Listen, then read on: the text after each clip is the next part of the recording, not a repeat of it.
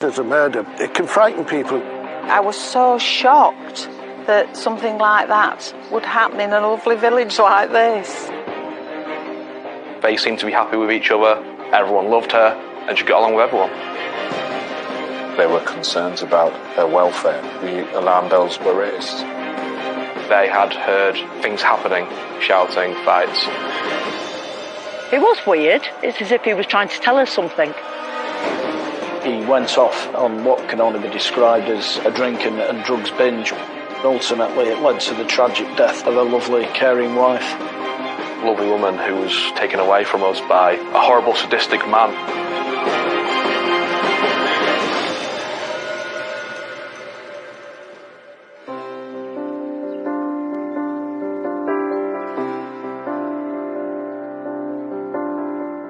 Situated in the stunning rolling wolds of North Lincolnshire lies the peaceful village of Worleby. I've lived in Worleby for 48 years. It's a really nice, quiet village. Everybody seems to know everybody. We get on really well. Last year, we won the best kept village. It's a nice little village, plenty of activities, plenty going on. It's so quiet. It's a little rural idyll, if you like. It's like going back in time living here. There's very little crime. It's beautiful. And it's a wonderful place to live for young families or retired people, and we've got all of them here. Friendly community. Everybody seems like pretty much okay, you know. There's a lot of people who help each other, so there is quite a lot of good community atmosphere. And it is a lovely place to live. It's really nice.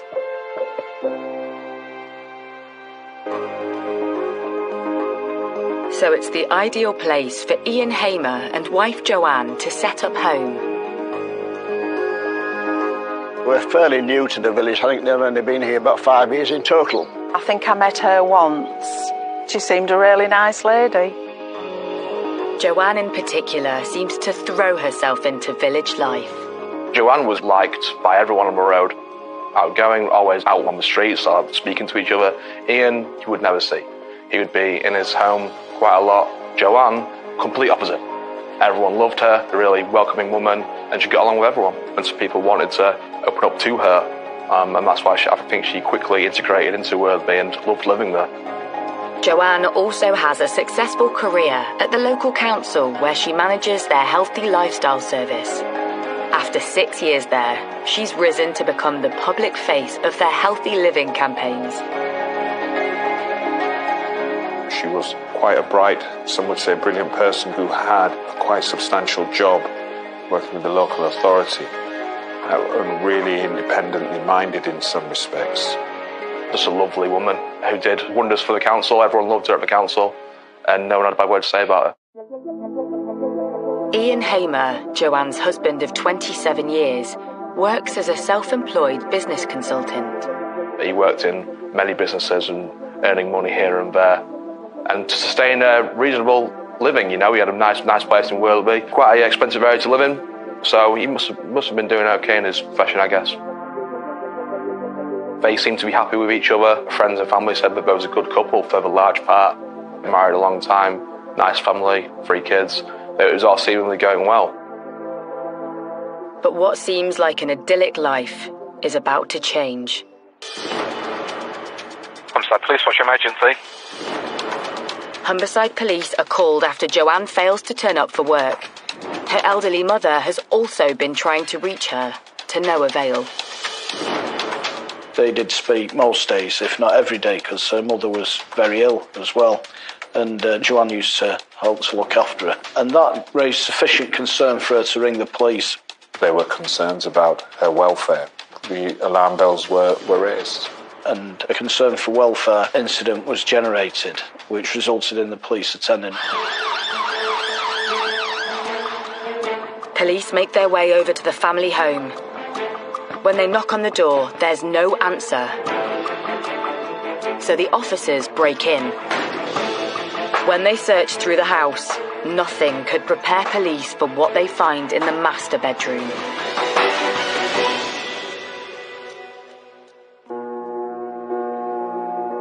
Joanne Hamer's lying lifeless on her bed. Medical professionals will have been called immediately. Monitors would have been placed on to see if there's any signs of heart trace or anything. Any chance whatsoever that resuscitation could take place. They had discovered she was dead. It's apparent she'd been killed from the scene, the way she was left, and there was blood at the scene as well.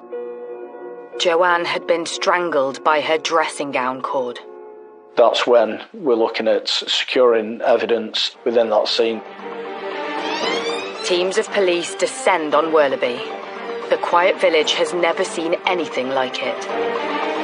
When I came back from work, there was police cars, vans, and I'm saying, what's going on? What on earth are all the police doing here? Something happened. And then when I got home and my daughter texted me and said she'd seen it, that there'd been a murder. I just couldn't believe it. I was so shocked that something like that would happen in a lovely village like this. You don't expect it. As word spreads fast through the neighbourhood, the local newspaper gets wind of an incident in Worleby. Reporter Charlie Wilson heads to the scene. So you're like, okay, we've got a big story. Let's get there first. Let's be quick. Let's be first. So we got down there. We were the first people there. Very quickly, it was evident this could be a very serious, scary incident. I've never reported on a murder before. That's the first time that's happened to me.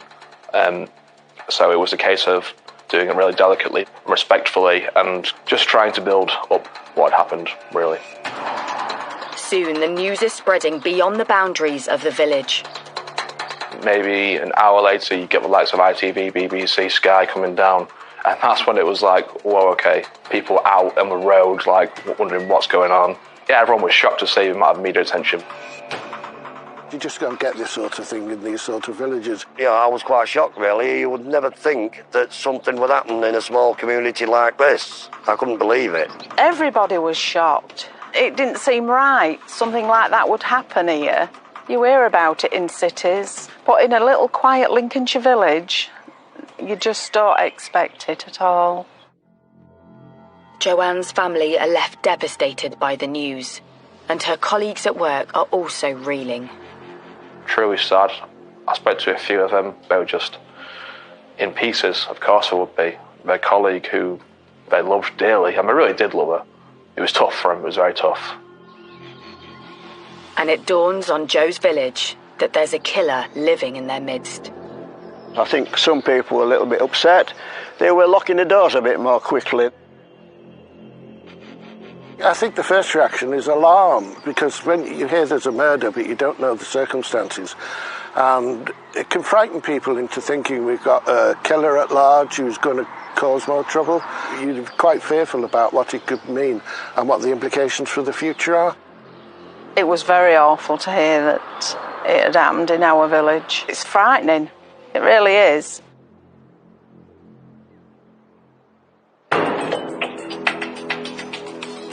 With fear spreading quickly throughout the village, Humberside Police needs to work fast to establish who committed this horrendous crime.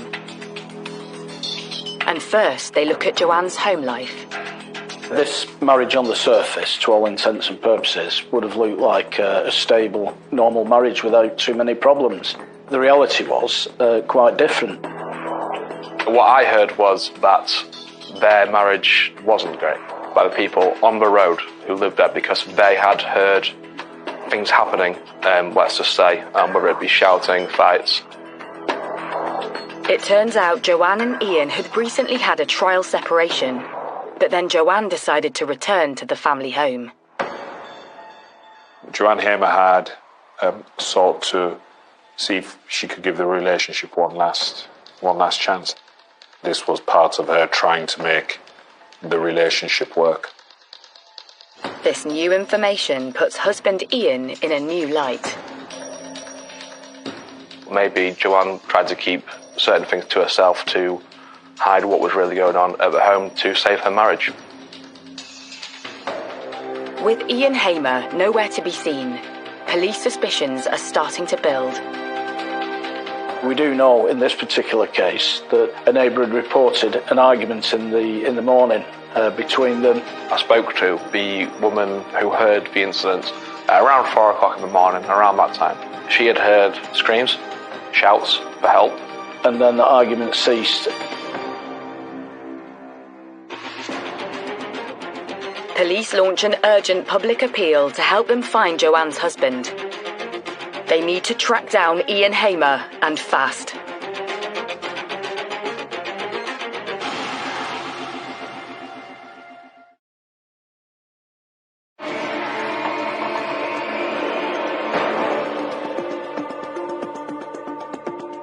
In the quiet Lincolnshire village of Worlaby, police have launched a murder hunt.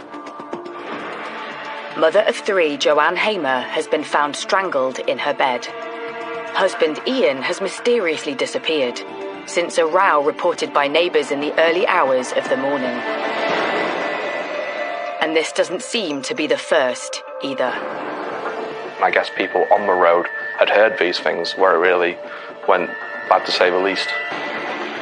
None of the neighbours who I spoke to liked him at all. With Ian Hamer now under suspicion, Humberside police make an urgent appeal for his whereabouts. They release the details of his car, a white BMW 5 Series. They also warn the public not to approach him. Once a decision had been made by the senior investigating officer that Ian Hamer was a suspect for this crime, then a manhunt would have taken place. They don't know at the moment where he is, but there would be certain fast-track actions raised to secure his arrest. Checks with family and friends. Where does he usually go to? Where does he work? Checks with hospitals as well. If he's got a mobile phone, has he made any calls? We may be able to cell site to where he's located and instigate an area search. He's clearly got use of a vehicle in this case. So, we've been putting the vehicle details onto the automatic number plate recognition, the ANPR system. And as soon as that vehicle passes an ANPR camera, then that will send an alert to the police. All these inquiries made to trace and arrest Ian Hamer. He plainly was the last person with her and had disappeared from the scene. So the investigation then was focusing on building that picture around what had happened between them.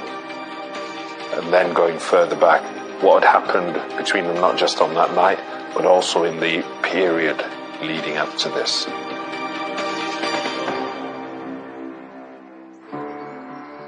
Detectives put Ian Hamer under the microscope. The picture that emerged from witnesses was of somebody who was supremely self-assured, self-confident, and superficially was, or at least on the face of it, was somebody who was quite engaging and interesting. But those same people always spoke about, the more they got to know him, there appeared to be another side to him. And they also described how, over time, he could present as being very self-interested and, I suppose, conceited. So there was somebody who could, when he wanted to present in a way which was superficially attractive, but the more people got to know him, there was to him which was unattractive in terms of him being controlling, perhaps aggressive. And after speaking to Joanne's family and friends, it turns out Hamer has a checkered history. There have been a number of previous reports made indicating domestic violence. He was reported to have ripped up her wedding dress. Those reports of him tearing up a teddy bear, which was sentimental to her. This is really significant in a case such as this. The police had been called out on many occasions, but as is so often the case, they weren't really ever progressed. Part of that was because of the approach of the family to try and manage what was happening within the family. The personality of Joanne Hamer was, tragically, to try and make it work at all times. when you're married to someone for so long, you want to, make things work. And she shouldn't be thought of wrongly for that, for wanting to make her marriage with her husband of 27 years and 3 children work. It's just that he was so far gone and so far twisted. There are a number of occasions where she left him, but he managed to persuade her to come back. And I've investigated, sadly, domestic homicides where controlling and abusive husbands have tried to isolate their wives, and we know that Hamer did this and, dissuading her from contact with family and friends. In 2013, police discover this came to a head when Ian Hamer started divorce proceedings, blaming the involvement of Joanne's mother in their relationship.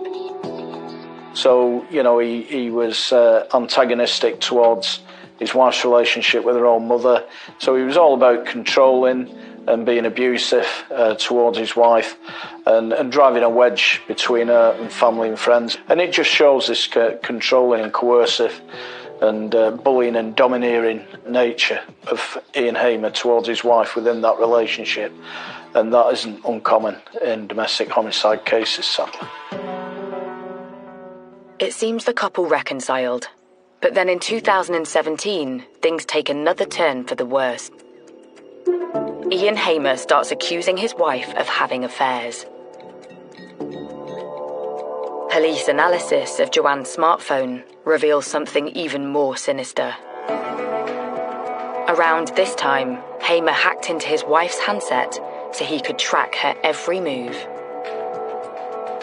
He would apparently follow her to work, follow her on nights out with friends, monitor her phone on where she was going, where she was at, wouldn't let her do certain things, apparently, wear certain things, and she was a bit closed off. This is how obsessive he was about his wife and his jealousy and his thought processes, that he wanted to accuse her of extramarital affairs. And a probe of the couple's bank accounts shows Ian's disturbingly tight grip over her purse strings. He was keeping money from her, basically, I guess sort of giving her an allowance of what to spend and what she could do, and wouldn't let her go out at certain times. All the bearings of, a toxic, horrible relationship. Obviously, she felt trapped. She felt like she needed to get out, and she tried to do that. He wouldn't let her. In the weeks before her death, Joanne had moved out and was considering buying a property. But she was persuaded by Ian to return, 2 days before her murder. It was on this day, the 4th of May, that police background checks reveal a disturbing incident. Ian Hamer had been arrested for drink driving. As well as being controlling and abusive towards his wife, he seemed to be losing control of his own life in some respects. He was drinking more heavily. So there's a clear pattern there of his own destructive behaviour escalating within himself, and particularly abusing alcohol as part of that process. Investigators discover it's not only drink that's fueling Hamer's abusive behaviour. He had a cocaine problem that had become prevalent in his life over the last 2 or 3 years, and that became worse and worse and worse. When he picked up this addiction, maybe his personality changed because of that, and his health, mental and physical, deteriorated.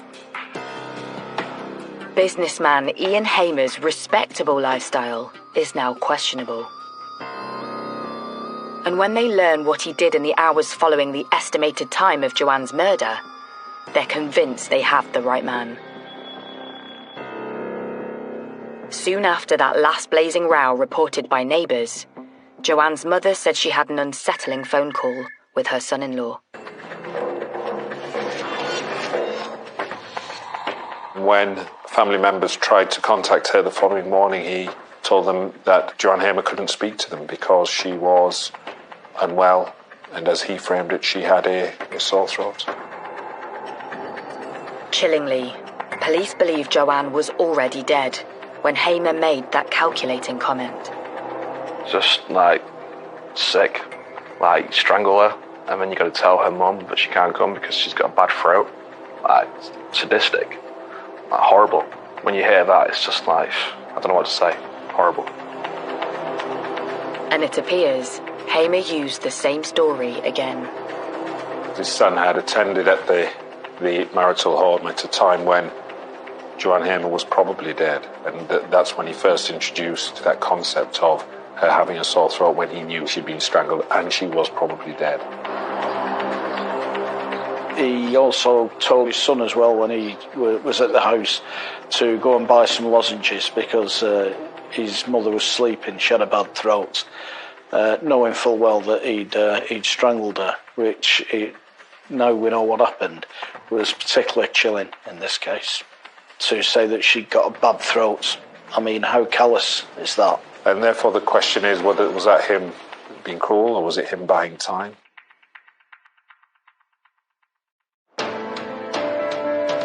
This cunning ploy tells police they have a calculating killer on the run, who wants to stay one step ahead of them. But it's only a matter of time before a false move by Hamer would reveal where he's hiding.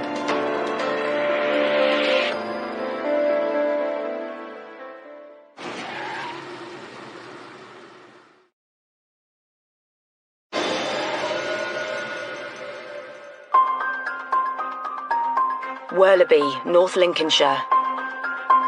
Murder suspect Ian Hamer is on the run after his wife Joanne is found strangled in their bedroom.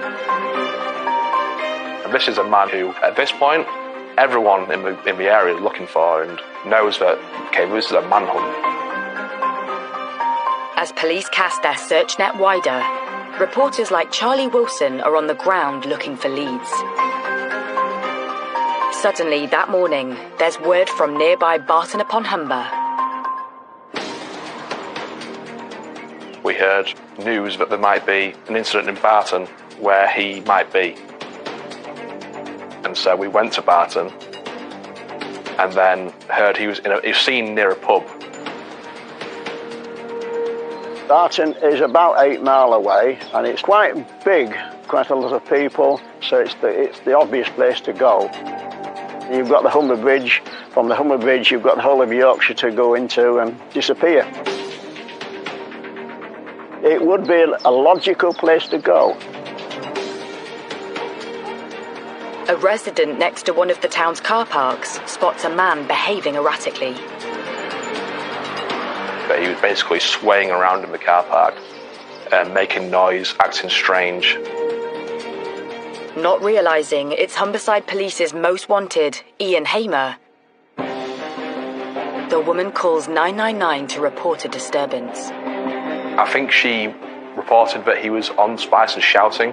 Obviously, he was actually drunk, intoxicated, on whatever he was on. He would wander around the car park, shout. A lone patrol officer heads to the car park to move this wild drunkard on. Police basically just found a man shouting and being strange and realised this is Ian Hamer. Arrested him straight away. The officer single-handedly tackles Hamer to the floor, then restrains him whilst he radios for assistance. I have to say the actions of the officer that arrested him were exemplary, real bravery shown in tackling this individual. And when he was arrested, he actually had to detain him. This is a rural force. It's not an inner-city force with the same number of resources. Meanwhile, roving reporter Charlie Wilson is close by. Suddenly, he's alerted to the breaking news. A woman sent me a picture of a man on the floor being sat on by a police officer. Okay, that's our man. So we know exactly where it is. I'm actually at a shop getting a drink of Lucozade. Run around with my Lucozade in hand. So I arrive at the scene. Ian Hamer is being sat on by a lone police officer, waiting for his fellow officers to come. So to come round the corner and see a police officer sat on who we believe is Ian Hamer was just wild, yeah. After struggling to contain Hamer for nearly 5 minutes alone, backup finally arrives for the officer. They must have came, got half a second after I came round the corner, and then police swarmed on him, got him away, and sort of like ushered us away. Clearly intoxicated, drunk or drugs or both, not in his right frame of mind, in the clothes that he was wearing the night before. We get him up, handcuff him, escort him to the back of the van.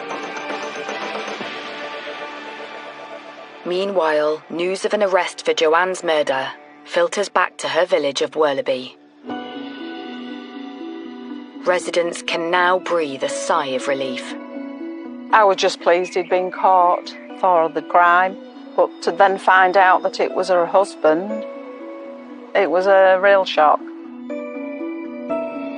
Detectives start to piece together what Hamer's been up to in the last 24 hours since fleeing the murder scene.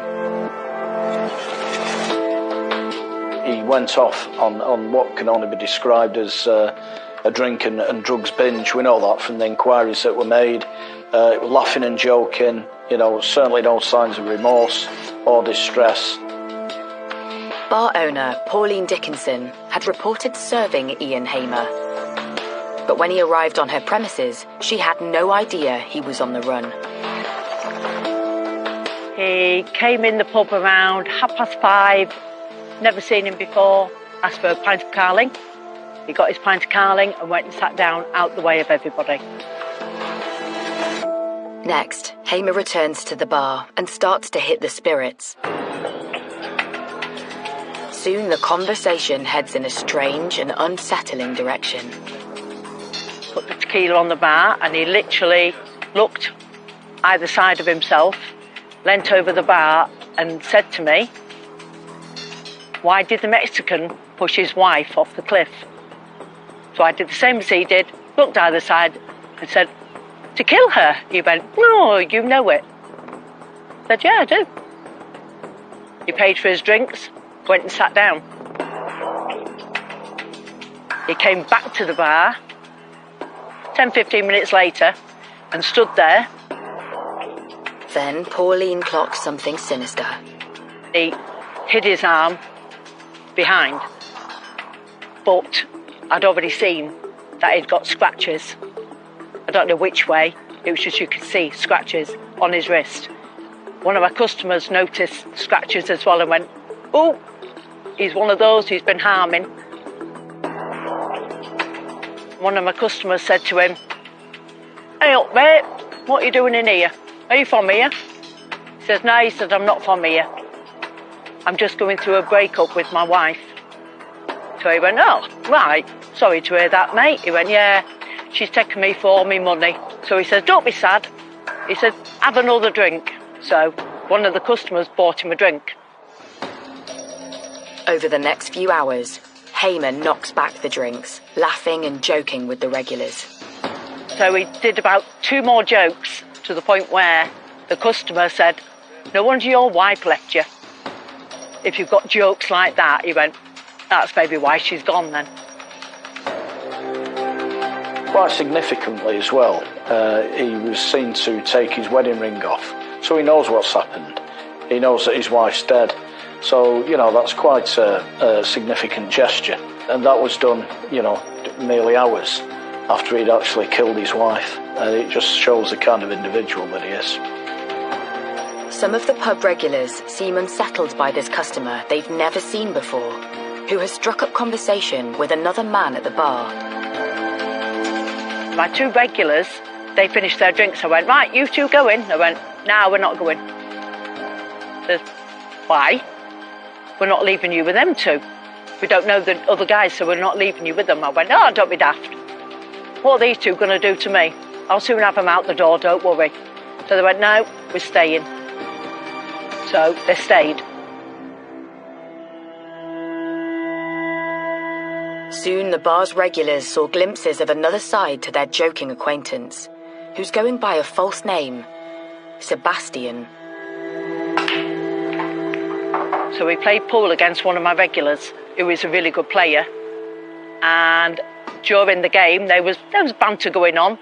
But right at the end, when the customer knew he was going to win, he picked up the broom that I'd got out ready to clean up and potted black with the broom. Which Sebastian said, that is so disrespectful to do that. He said, I don't think so, I still won. I don't think he was very pleased and finished his drink, and he did actually walk out. You just get a feeling about people. You know if they're not okay. I don't think he would have done any harm, but who knows?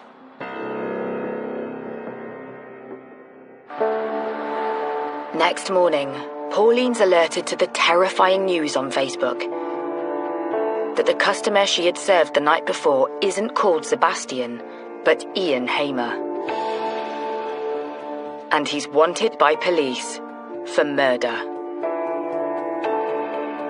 My reaction was, oh my God.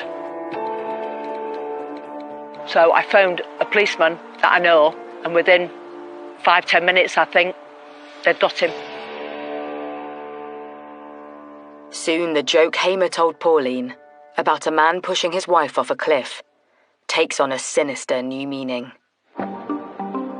It was weird, but they were just jokes like, you know what, a kid would come home and tell you jokes, but it's not until the following day, and I actually thought to myself, it's as if he was trying to tell us something. I don't know. It's not until the following day that things fell into place. Despite his intoxicated state, Ian Hamer engages with the police at the point of his arrest. He says something like, it wasn't murder, it was manslaughter. Something along those lines. I heard the word manslaughter. He did make a very significant statement, an unsolicited comment to the officer indicating that he wasn't guilty of murder, it was diminished responsibility, so he was already offering up a statutory defence to murder.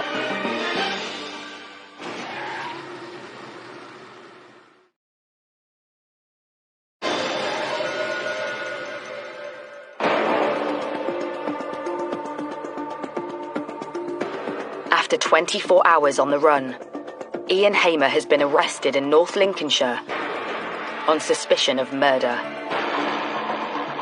Just hours after killing his wife, Joanne, Hamer was spotted in Pauline's bar, just 7 miles away from the crime scene.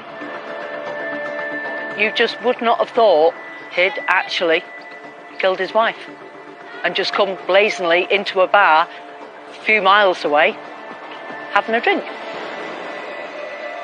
When you hear them things, it's like, really? Could you be so cold-blooded and heartless? When police take him in for questioning, Hamer repeats his claims that he committed manslaughter due to mental illness. But one throwaway comment soon after his arrest suggests this is a cunning ploy to reduce any impending prison sentence. And what was a telling piece of evidence? He said to the officers who were tending to him, this was manslaughter, and asked this question: have we done enough for diminished responsibility? This was a man who was trying to present a picture of being so mentally unwell that he was not to be held fully responsible for his wife's death.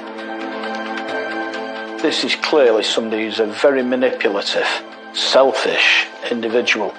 And his response, he's already trying to escape justice for his crime as soon as he's arrested, and he's clearly given a great deal of thought to that before his arrest.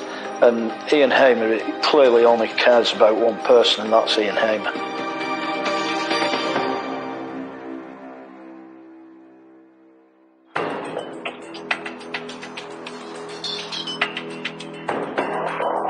In spite of Hamer's claims, he's charged with his wife's murder.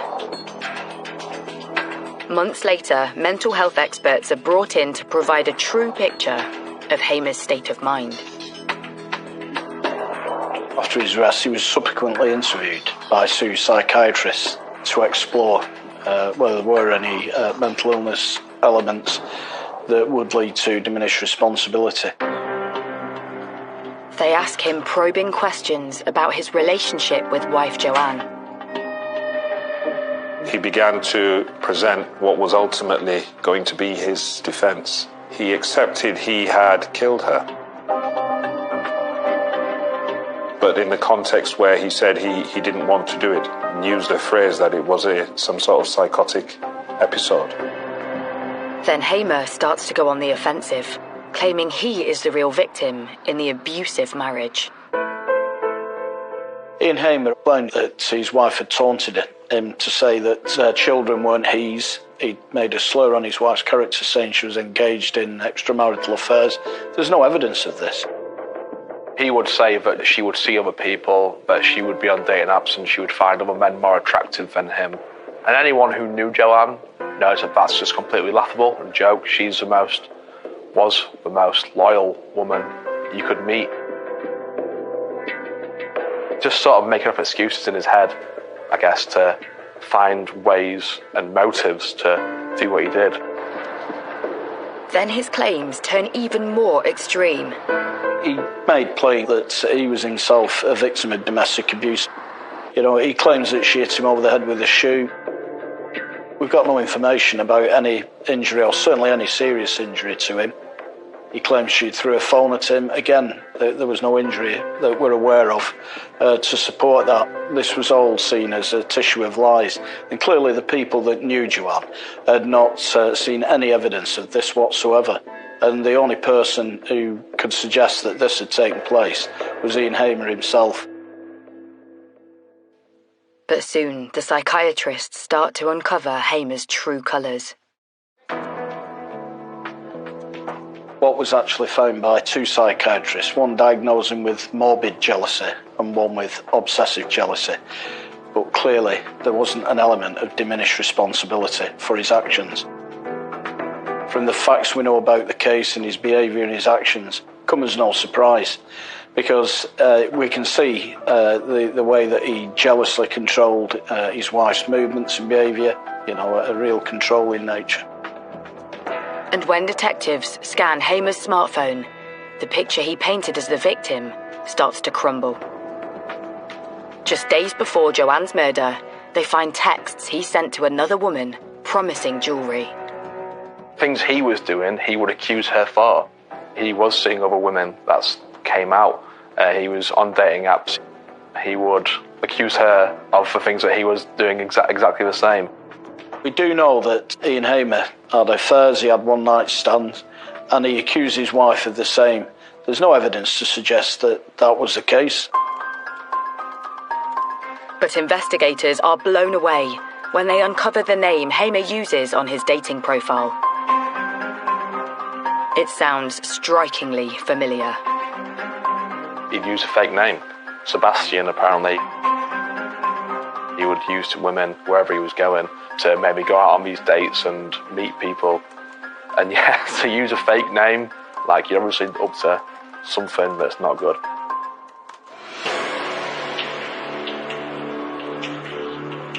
"15 months after Joanne's murder, husband Ian Hamer is finally put on trial at Hull Crown Court. He pleads guilty to manslaughter on the grounds of diminished responsibility. But the prosecution sets out the case for cold-blooded murder.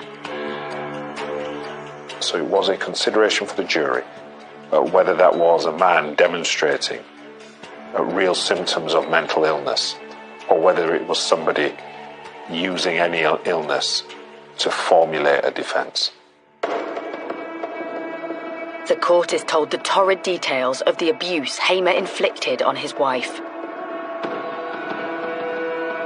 The question that was raised with the jury is whether or not, by the time of the killing, he in effect wanted to get rid of his wife so he could move on, but he needed control of that situation, and that's how we presented the case. As the trial progresses, even Hamer's own children take to the stand against their own father to describe the abuse suffered in their own home. One of them spoke of being aware of that from a very young age, and become increasingly toxic and abusive. You then see the horrible human side of this, because they're being required to give evidence against one of their parents, and in circumstances where they've lost the other one. And for them, there's no good outcome to any of this. Following a heart-wrenching 3-week trial, the jury retires to consider their verdict. The verdict of the jury was that Ian Hamer was guilty of murder. Therefore, they rejected that idea that his mental state was such that he was not able to exercise proper judgment and control. He designed everything, including his response to the arresting officer, to make out that this was the case, that it was diminished responsibility. Thankfully, the jury didn't buy that, and they saw through Ian Hamer's excuses for what they were, just excuses. Hamer's jailed for life with a minimum of 22 years. At the time of sentencing, the judge takes into account the years of domestic violence Joanne suffered at the hands of her husband and his abusive control over her finances. The judge actually commented that he believed that one of the main motives in this case was he was afraid if the relationship ended that he would lose a significant amount of money. Money to which Joanne in the law of England and Wales was entitled to. Those were the family finances that should have been split accordingly. He didn't want that to happen, and he murdered his wife as a result. Kill someone, go out drinking, using drugs and joking about what he did. He obviously deserves to be locked away for the rest of his life, and I'm glad that's the case. Killers like Ian Hamer are so manipulative and so self-centred, and ultimately it led to the tragic death of a lovely, caring wife. But there's only one person to blame for that, and it's Ian Hamer.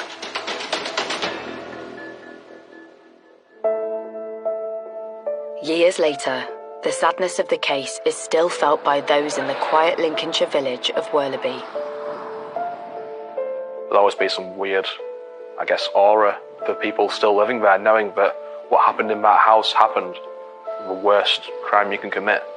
And I guess it opened a lot of people's eyes to thinking that this can happen anywhere.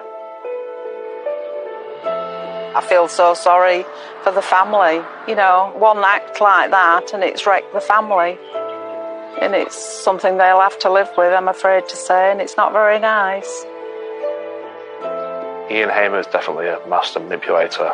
A lovely woman who was taken away from us by a horrible, sadistic man. It was something you never expected to report on, especially in Worleby. I never met Joanne, but I know she was a lovely woman. I know that, you know, she deserved a lot better than Ian Hamer. Truly sad story, a sad situation. All you can do is just hope the best for the Hamer family, of the children. Just an awful situation which Ian Hamer will spend the rest of his life in jail for.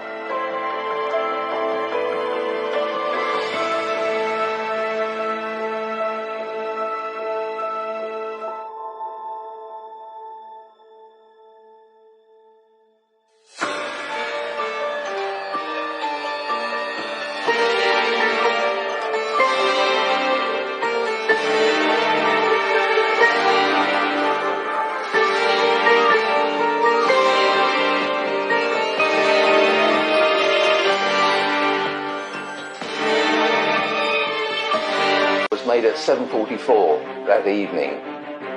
All that Mandy Joseph could scream down the phone at that point was, "Help, help." There were sounds of a gunshot and a woman screaming for help, and then the line went dead.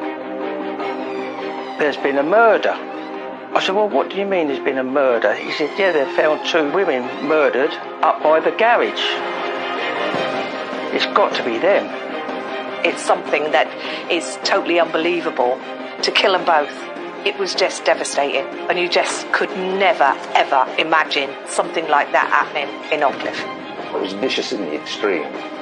When officers reviewed the CCTV, they identified a vehicle that came down the pathway around the time of the murder, and these are the people responsible for the deaths.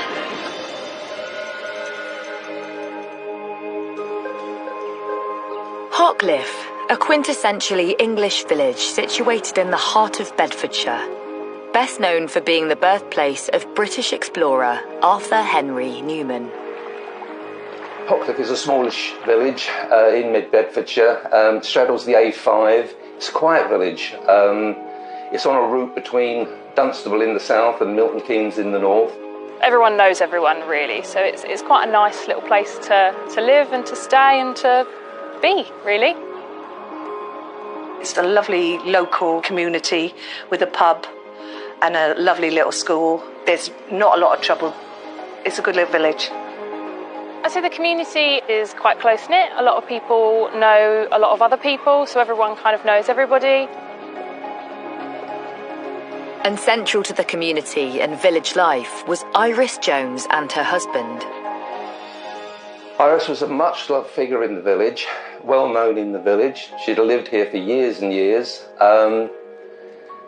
She was known especially for the fact that she had fostered something like 120 children, she and her husband, over a sort of 30-year period, starting in the 50s and going through to the mid-1980s.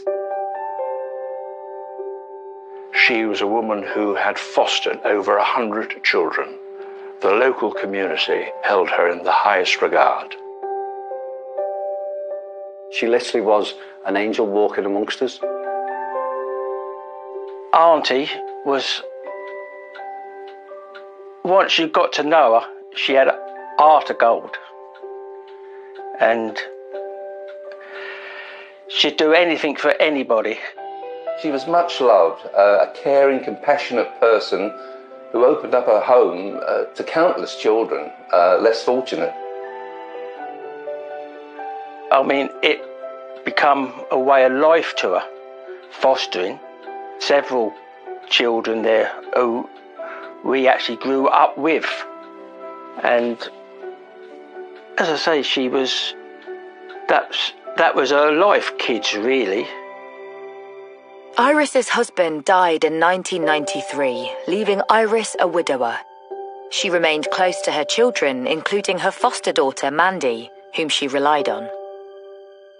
Mandy Jones was fostered by Iris when she was about 4 years old. She's had a proper mother-daughter relationship throughout her whole life. Mandy was 34 years old. She was a carer herself. She worked in the care industry. Her whole life was about caring for others. And when Iris's husband died, she moved back in with her foster mother to care for her in her declining health. She was a caring girl. There was nothing she wouldn't do for you. Iris walked with the aid of a frame and walking stick. She had heart problems, she had diabetes, and she had failing eyesight. In later years, as Iris's health declined, Mandy took a much more active role in the care of her foster mother, looking after her, caring for, making sure she had everything she needed.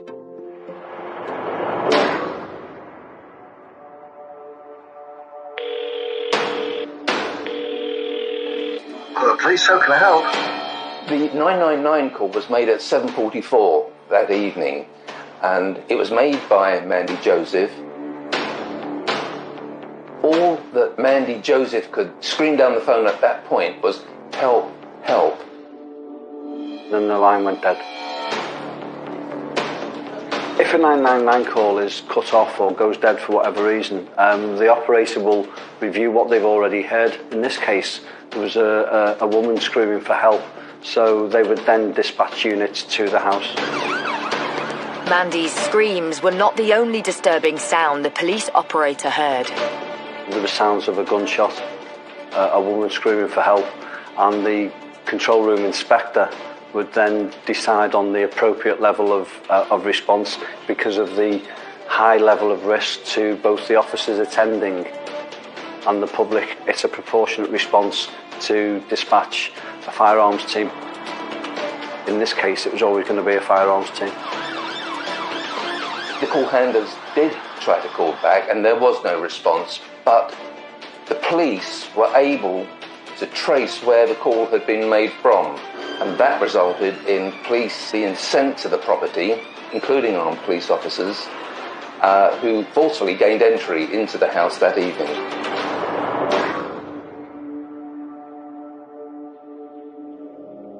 The house where the shooting had taken place was up a gravel drive and situated behind a garage forecourt.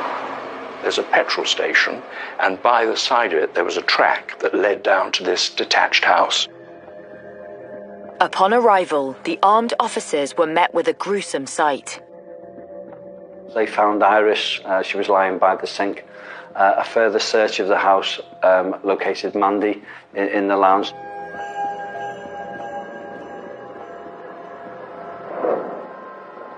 The women had been shot. Iris had been shot twice. Mandy had been shot 4 times. Shotgun cartridges were found at the house. So it was clear to the police officers that it was a shotgun killing of both women. Immediately, police get to work preserving the scene. Once the scene's been cordoned off, we'll be thinking about fast-track actions. What is it that we can do now to move the investigation on? The house was set back from the road, so was there any CCTV that could be reviewed straight away? What we want to do is try and identify the offenders as soon as possible. We were sitting here watching telly, and all we could hear was sirens and a lot of commotion. And I went out and I could see the helicopter flying over Auntie's house. And I come in and I said, "There's something up," to the wife.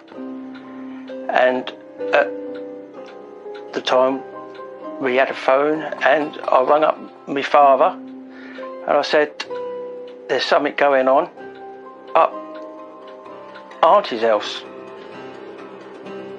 And then my father rang me and said, "There's been a murder."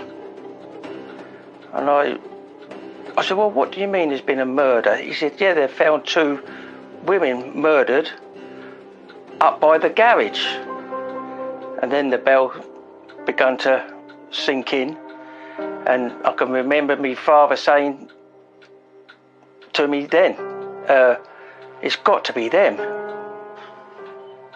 And that was a shock and a half when we knew it was both of them. Quick assessments of the house revealed that there was no one else on the scene. However, it appeared that some items had gone missing. A DVD was taken. The women's handbags were taken. The motive looked like it was burglary. Was this a burglary gone wrong? It was just devastating, absolutely devastating. And you just could never, ever imagine something like that happening in Ockcliffe. I think everyone talks to everybody, and it would be a very short period of time until everyone knew the situation. I mean, this is a quiet area. People will tell you that. It was quiet then, it's quiet now. To get a double shooting, 2 people dead in the village, truly exceptional. And the question on everybody's lips was, who had committed such a heinous murder? In a little village, or little villages, things spread quite quick. And people were all concerned because things like that don't happen. It's a nightmare. This was a shocking crime for the village of Ockcliffe. Somebody using that amount of force on 2 helpless women has only one intention, and that is to kill them.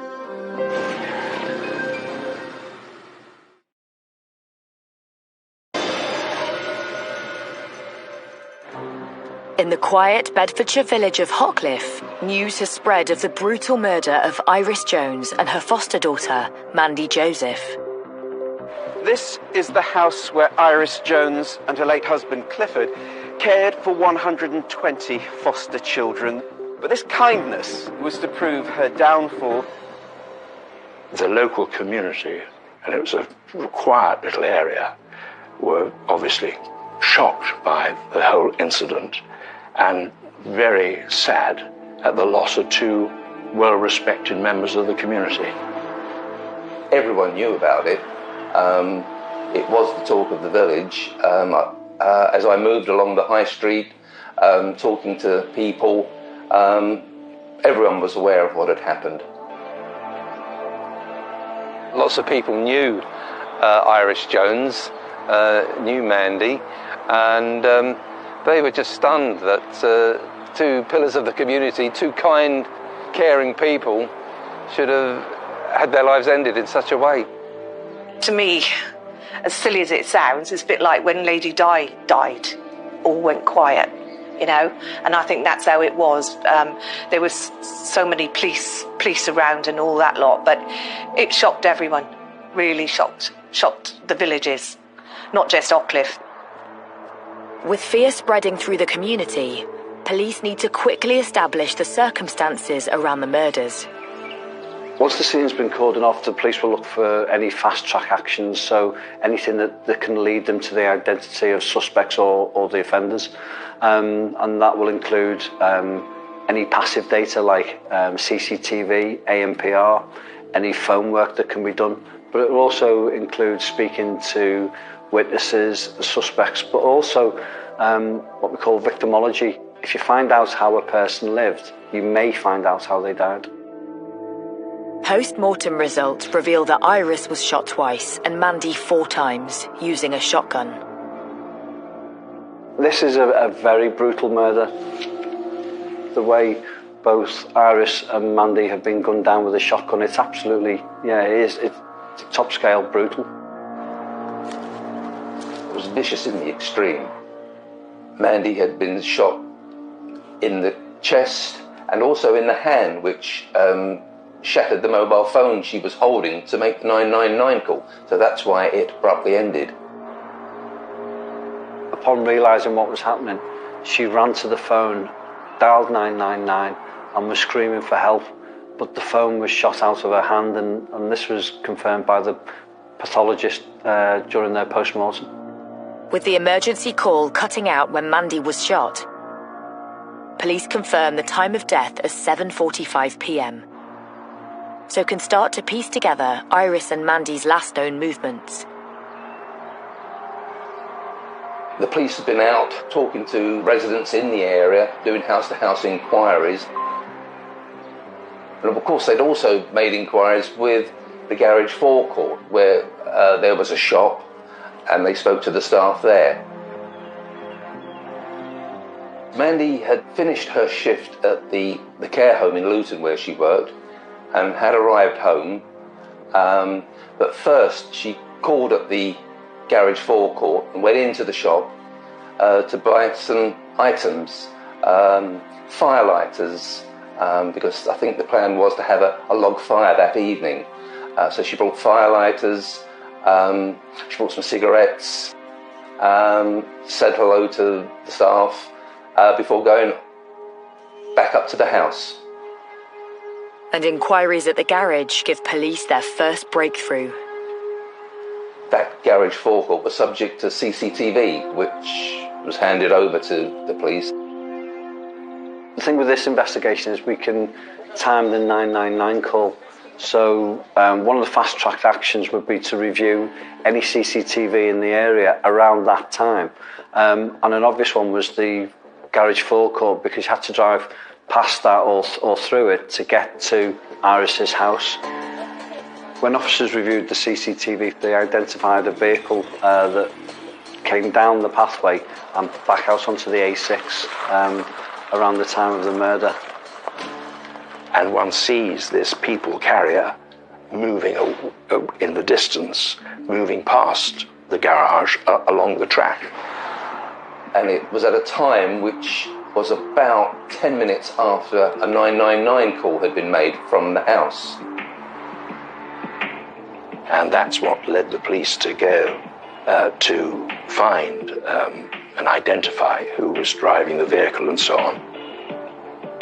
Once we have the registration number of the vehicle, it was flagged on the police national computer to be stopped and checked and reported back to Bedfordshire, because they may be witnesses to the offence, they also may be the offenders. So it's imperative that we find them as soon as possible, because we can put them in the area of the murder at the time it happened.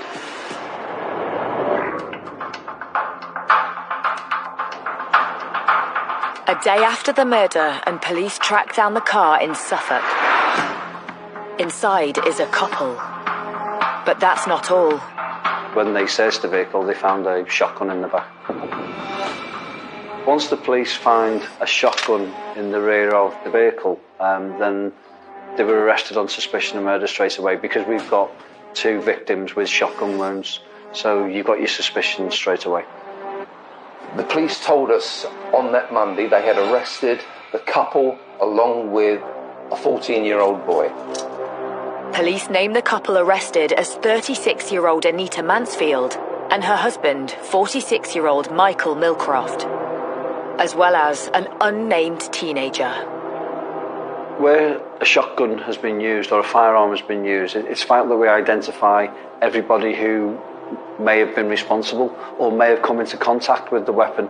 So in this case, the police forensically examined the 14-year-old boy, and that examination revealed he had gunshot residue on him. He is showered with gunshot debris. So he was at the scene of the crime, so that's where the police start accusing him being part of the murder. Once suspects are arrested in a case, that's just the start of the work for the police. There's a huge amount of forensic work that has to be done. We have to carry out searches at their home address or home addresses, and we have to speak to witnesses or people that knew them and dig into their background as well to see if there's any motive that we can identify. Police start by looking into the backgrounds of Anita Mansfield and Michael Millcroft to see how they could be linked to Mandy and Iris. Anita Mansfield was someone Michael Millcroft met in the 1980s. He met her in a pub in Dunstable. They quickly formed a relationship. He then married Anita Mansfield and they had a family together. We do know that he may have worked as a potman helper in a local pub in Leighton Buzzard at one stage, but to all intents and purposes he was unemployed. He was a carer for Anita.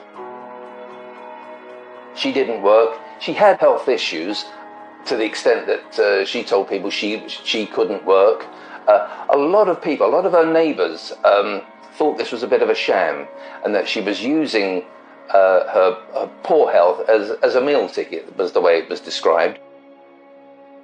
She was claiming benefits, but always had delusions of grandeur. She craved a more affluent lifestyle. Information found at the couple's home at the time of the arrest reveals they were on the verge of moving. Millcroft and Mansfield had set their hearts on buying a large country house in Suffolk. Really, they wanted to put their lives on a sound financial footing. They'd lived a nomadic life of living a very much a hand-to-mouth existence. They wanted to buy a big house for the family. They'd found a house to move to, the dream home, which I think was one of the most expensive properties in the area. And they wanted to go to that home with its swimming pool and so on. And so the house near Beccles, that became the house of their dreams, and it was on the market, I think, for £740,000. The purchase should have gone through in the December of 2004, but again, Millcroft and Mansfield weren't ready. They hadn't got the funds, and so a new date was arrived at, which was February 28. Millcroft and Mansfield were pulling the wool over the the seller's eyes in relation to the funding for buying their house. With the couple living on state benefits and with no savings, police are perplexed as to how they can afford such an expensive new home. But it's not long before officers discover something of interest. They were renting a property, and searches of that property found documents belonging to Mandy Joseph in the house itself. The documents are revealed to be life insurance policies taken out by Mandy Joseph 18 months earlier. She took out two with different companies. One was Norwich Union and one was Zurich Insurance. Further investigations revealed that in the event of Mandy's death, her beneficiary named in the policies would receive a staggering £800,000. And this beneficiary was named as Anita Oakfield Bennett, also known as Anita Mansfield. Suddenly, police believe they have a motive for murder.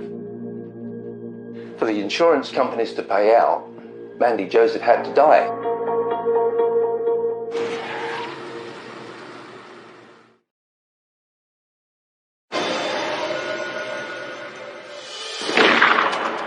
Police investigating the murders of Mandy Joseph and Iris Jones have arrested a couple, Anita Mansfield and Michael Millcroft, alongside a 14-year-old boy. A search of the couple's home uncovers life insurance documents in the name of Mandy Joseph, which would pay out £800,000 to Anita Mansfield if she died. Their plan was to get their hands on around £800,000. And unknown to Mandy, Anita Mansfield had taken out life insurance on her life, so that in the event of Mandy's death, the money from two life insurance policies would come to Mansfield and Millcroft.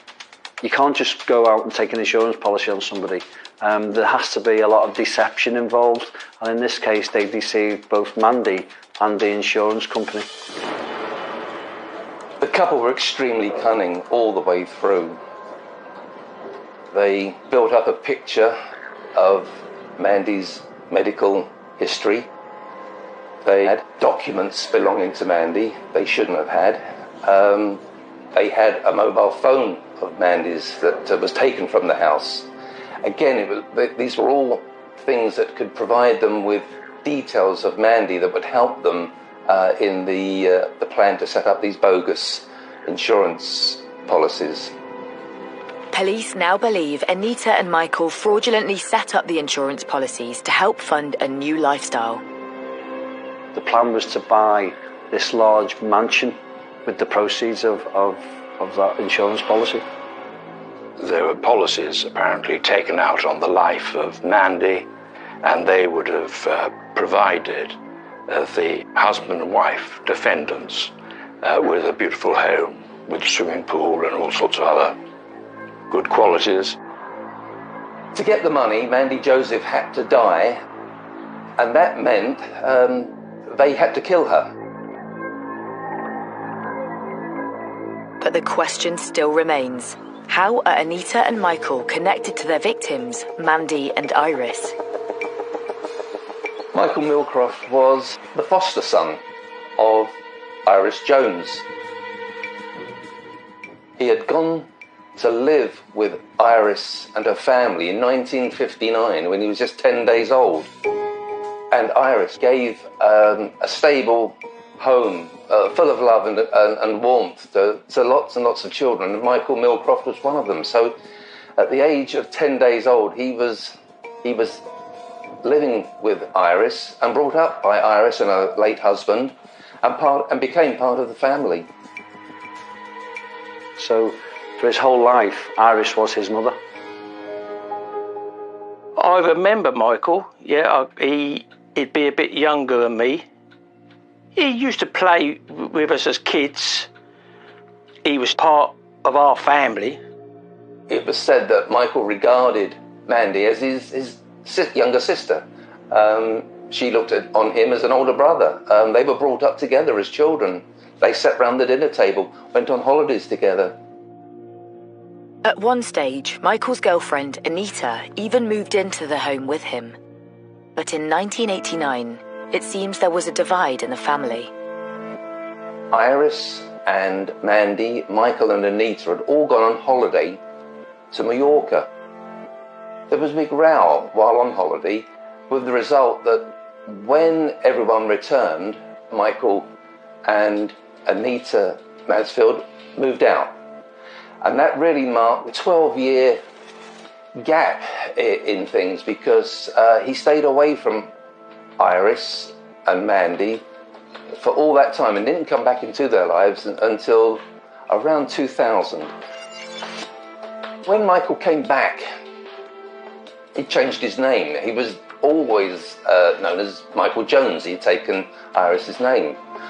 But he was now calling himself Michael Millcroft. And he was married to Anita. They'd started a family. And he was unemployed. It's believed that this is the point in which the couple devised their devious plan. For that to happen by a foster brother is just... You wouldn't put that, would you? It's something that is totally unbelievable to think that money corrupts everything. To kill them both, nightmare. You know, we kept thinking to ourselves, no, it can't be Michael what's done it. With news sinking in that Iris's own foster son could be behind her murder, forensic evidence comes in. We have the forensic evidence, DNA on the triggers of the shotgun, victim's blood on the shotgun, as well as Mansfield's DNA. These are the people responsible for the deaths. Police present all their evidence against Anita Mansfield, Michael Millcroft and the teenager to the Crown Prosecution Service. And they decided to charge them with murder. There were murder counts and also counts of attempting to obtain money by deception. With the three pleading not guilty to murder, preparation begins to build a case for trial. Starting with trying to prove that the couple had taken out the fraudulent insurance policy. Anita did much of the setting up over the phone. She would ring an insurance company, pretended to be Mandy Joseph, and proceeded to give Mandy's medical history, saying what she smoked in a week, what alcohol intake, a general medical history, that sort of thing.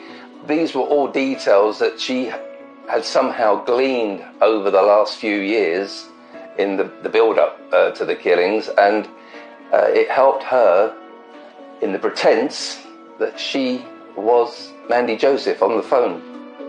With the policy set up, there was only one thing left to do. Mandy's death was essential for the claim to be made on insurance. It was a racing certainty that Iris would be in the cottage because at that time she was housebound. So they both had to be killed if they were going to succeed in getting the insurance money. It's hard to believe that anybody thought they could get away with it. I mean, to us, you've got to be a little bit sick in the head to think that you can get away with something like that to start off with. With the trial looming, defence barristers are appointed for the three defendants. I've done many murder trials, either prosecuting or defending. The first I knew about this case was I was instructed in the autumn of 2005, and because the police and the CPS had chosen to charge the boy with being a murderer, he went into custody. So he's remanded in custody, and he goes to a small specialist unit where I visited him. But there was one piece of information which hadn't yet been revealed about the 14-year-old boy. He was their son. And I think potentially the most evil part of the case was that the parents thought they could blame their son and get away with it.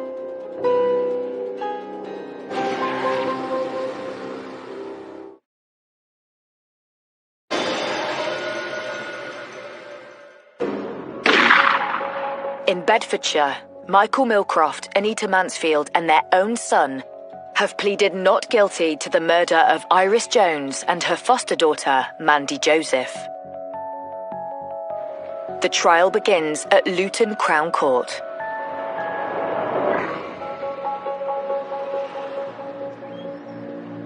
The defendants in the case were a mother who complained of ill health, a father who was a rather pathetic sort of individual, and their 14-year-old son who left the premises covered in gunpowder. What was revealed in court was the lengths that they went to plan this murder. The court hears exactly what unfolded on that fateful day. It was just an ordinary day. It was a Sunday afternoon. It was known that Millcroft and Mansfield were coming to the house that evening, and that's one of the reasons that she called into the shop, because the plan was to have a log fire burning for them when they arrived to make it homely and welcoming. And so Mandy had called into the shop to buy firelighters and to help get the fire going.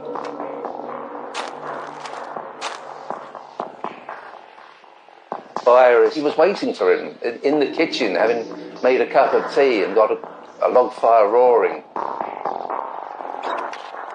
The first shot would have been delivered to the foster mother. She goes down on the ground in the kitchen.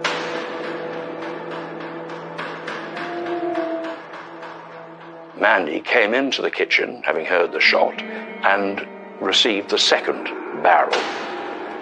She staggered out of the kitchen, and the son was able to describe to me that his father, having fumbled with the shotgun, reloaded it, went out into the hallway and shot Mandy a second time. At one point, Mandy Joseph had been on her knees, having received a shotgun blast, but she was still on her knees when she was shot again.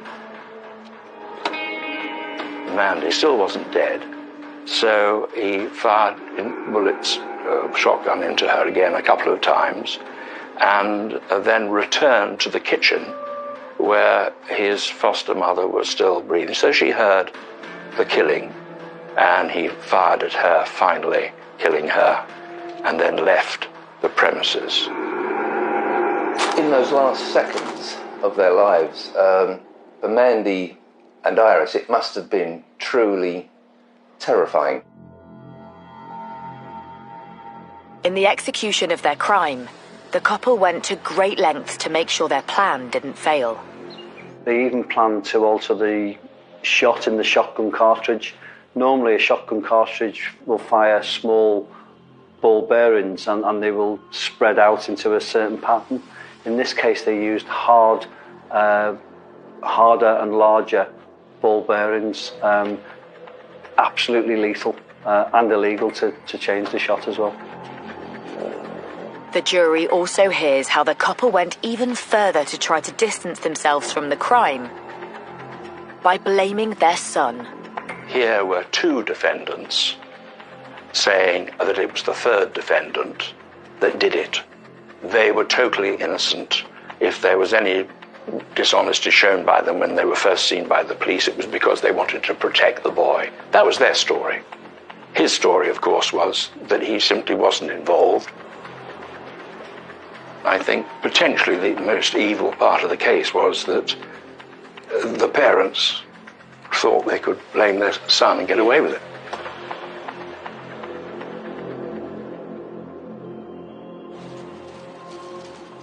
I relied upon the 14-year-old boy, he was then 15 when I represented him, relied on his recollection.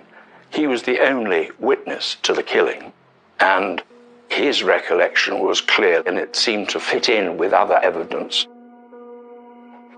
The young boy was able to tell the police that he was aware that Millcroft and Mansfield had been planning the deaths of the women for some time, and that various ways of killing them had been discussed and thought about. They sent the 14-year-old son to the library to research on poisoning. He did what he was told. He went and looked in the library and read about one or two things and reported back on it. Researching not just an insurance scam followed by a shooting, but other methods that how Mandy should be killed, including looking into poisoning her, looking into electrocuting her, looking into masonry, heavy masonry falling onto her, or that she would be the victim of a mugging gone wrong.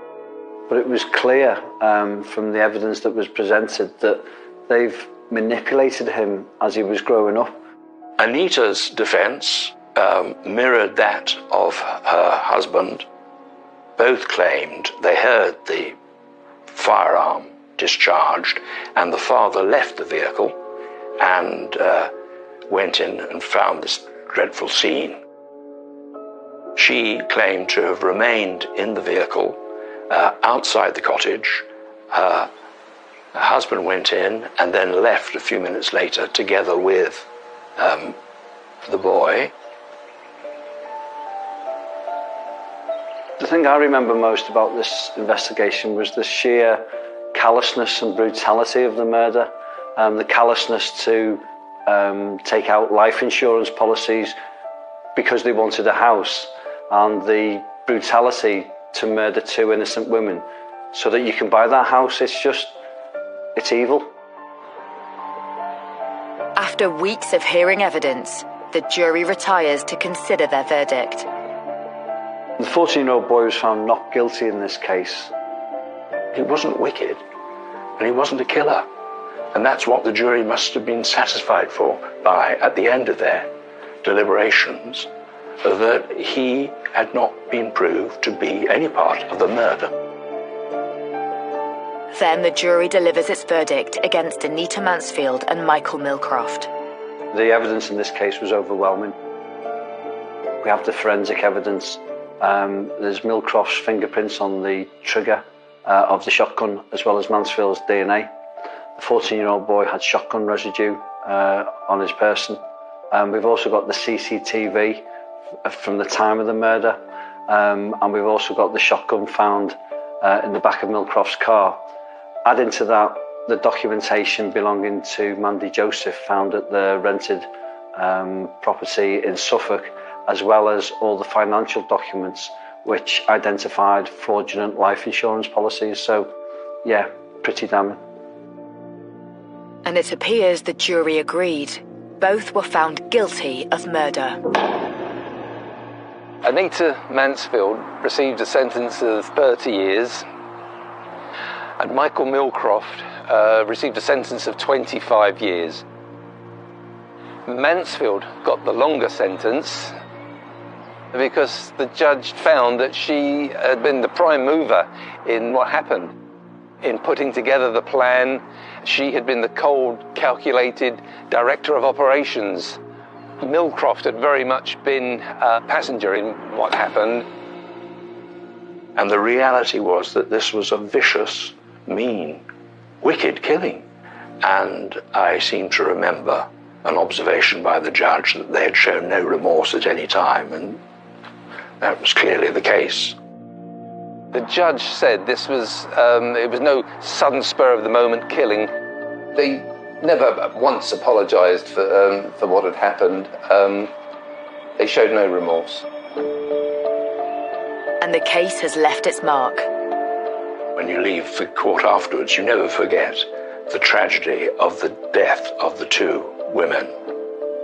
I think the saddest thing about this crime is how little Millcroft and Mansfield valued the lives of their family. Why they done it? I know why they done it. They done it for money, but why anyone would think they could get away with it, it's quite unbelievable, really. I've been a policeman now for nearly 29 years, and I've dealt with some very nasty people, but I've never come across any people quite so evil.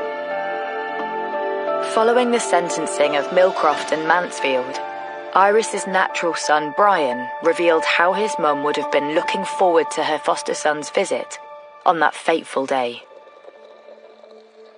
First thing she'd do would be at the kitchen sink to make a cup of tea, and that's how she would have greeted them. "Hello, love, do you want a cup of tea?" And then they shot her. I mean, Mandy would still be here now, and even today, there's not many days something triggers your mind and you think of Mandy and my Auntie Iris. That's all I can really say. The death of Iris and Mandy, these were women that had given their lives to helping and caring for other people. Iris especially, she had taken Michael into her arms when he was just 10 days old. Truly, truly shocking and really, really upsetting.